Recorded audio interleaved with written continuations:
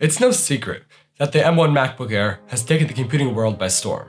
And that's for good reason. With best-in-class performance, battery life, and build quality, the M1 Air is a tour force of Apple engineering. However, most reviews I've seen recommend this version, the 8-core CPU, 7-core GPU, $999 or less model. And they're right. For as low as $750, this is a fantastic deal. However, I believe that it is not the best deal you can get. What's up guys, I'm Aaron the Tech Guy, and this is why you should buy the upgraded RAM version of the M1 MacBook Air. The first reason I'm going to give is the obvious reason, performance. If you're like me, and I know there are millions of you who are, and you like to video edit or code even casually, 16 gigabytes of RAM gives you a lot of breathing room to do the things you love. Just look at these screenshots from recent video exports I've done, and look at the RAM usage.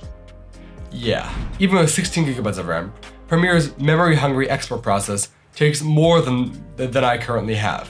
And I know there's someone out there gearing up to say, yeah, but even if you don't have 16 gigs of RAM, the SSD will swap in as swap memory and take the place of the RAM you don't have. This is true, up to a point, but according to MaxTech, once you use 200 out of 256 gigabytes of storage in the base model M1 Air, swap becomes less reliable, and the system will start to chug once you do RAM-intensive things, such as video exporting. Secondly, although the SSD in the M1 Air is fast, it's not RAM fast. According to Blackmagic Just Speed Test, I get about 2.5 to 3 gigabytes of read-write speeds on my M1 internal SSD, while RAM usually gets between 2 and 20 gigabytes per second read-write speed, which is an order of magnitude faster. In addition, RAM, as its name suggests, is truly random access, unlike SSDs, whose performance will be affected by trying to access random things at any time.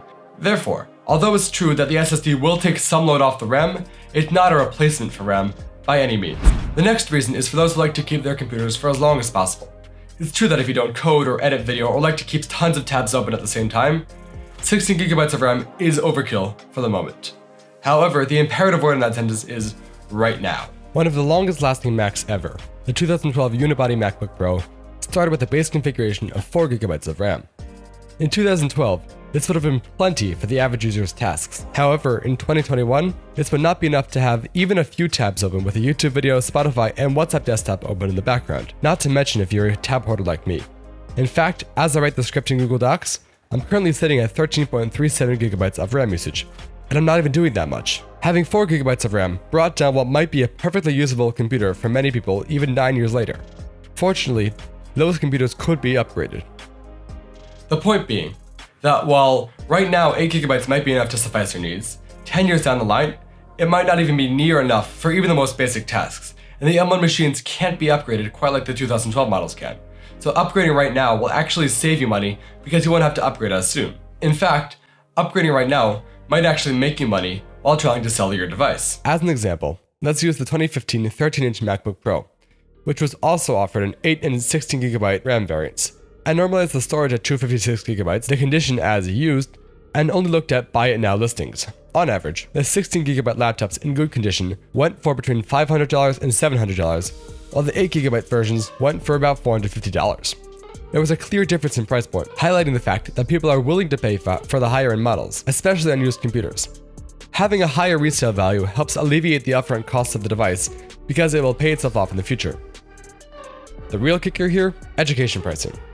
Although Apple's official statement is that education pricing is for college students only, they don't actually check student IDs at checkout like many other companies do. That means that you can get the 8-core CPU, 7-core GPU, 16 gigabytes of RAM version that I'm talking about for $1,079 new from Apple, only $80 more than the advertised price on the normal website.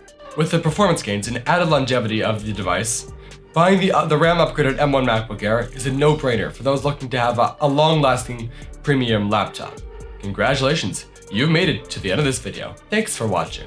If you enjoyed this video, please don't forget to like, subscribe, or turn on notifications with the bell icon so you don't miss any of our future videos. As always, you're watching Aaron the Tech Guy.